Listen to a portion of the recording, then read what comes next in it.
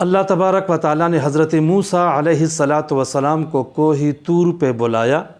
اور وہاں انہوں نے اعتکاف کیا۔ پھر اللہ تبارک و تعالیٰ نے ان کو نبوت سے سرفراز فرمایا، اللہ ان سے ہم کلام ہوئے اور عظیم کتاب تورات ان کو عطا فرمائی۔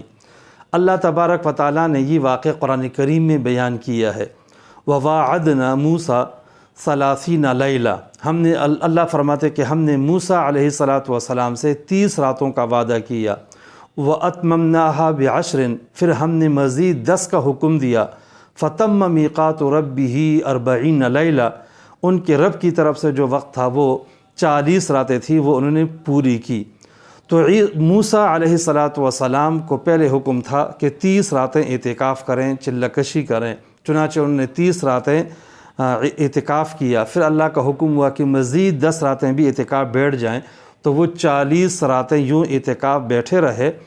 اور اس کے بعد اللہ ہم کلام ہوئے۔ عبداللہ ابن عباس رضی اللہ تعالی عنہ سے ابن کثیر رحمہ اللہ نے یہ روایت نقل کی ہے کہ حضرت موسیٰ علیہ السلام ماہ ذی قعدہ کے شروع میں اعتکاف کے لیے گئے تھے اور اس طرح 40 دن انہوں نے اعتکاف کیا۔ تو ان کا یہ اعتکاف اور یہ چلہ بقرہ عید یعنی ذو الحجہ کے 10ویں دن یوم النحر کو مکمل ہوا۔ اس طرح گویا کہ ذی قعدہ کے مہینے میں یہ اعتکاف شروع ہوا اور بڑی عید پہ یہ اختتام پذیر ہوا۔